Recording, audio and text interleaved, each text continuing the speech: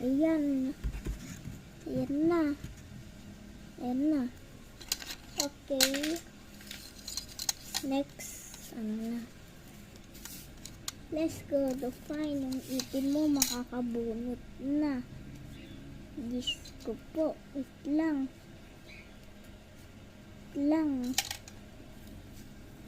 Yan. Kasi yung ipin na black. Wait lang. May nakita ko ng ano. Alo. Kahaba ng black. Oh my man.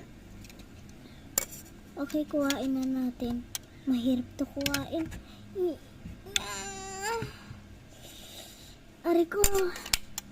Aray ko. Sakit ng balakang pa. Ay.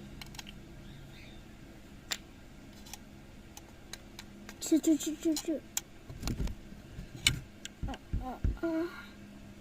Ito na, okay na ba? Okay na ba?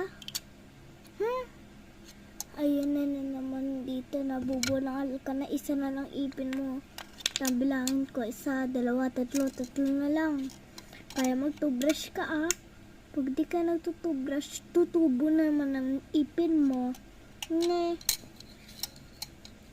Kaya yung ipin mo, ikakabit ko na. Ibabago ko na. Yan. Mag-toothbrush ka palagi. Hindi ka kasi nagtutubrush. Tamad na ikaw. Di kasi maglamos ka. Pag nalalamos ka, huwag ka muna magbasa. And toothbrush muna. Ay, wait lang po. Ito pong toothpaste, ibibigay ko po sa inyo. Para ano po, yung ipin niya po di na matatanggal dyan. Kasi po, sobrang maganda yan.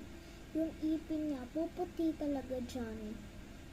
Ay, ganun pala. Alam ko nang gagawain ko. Hindi pa kasi na, reset na bayad ko sa kuryente. Kasi bawas na yung ilaw ko din. Kasi yung pera ko, bawas na. Ay, ano na lang po, 20. Pwede ganun. Ay, thank you po. Sana naka-urge na ako. Salamat naman. Kahit ano lang mura. Sige daw, din ka muna. Sige. Okay po. Ayan. Sige po, bye-bye. Bye-bye. Sige po. Sige. Ito po yung toothpaste. Ito po yung toothbrush. Sa'yo na po yung toothbrush. Ayan na po.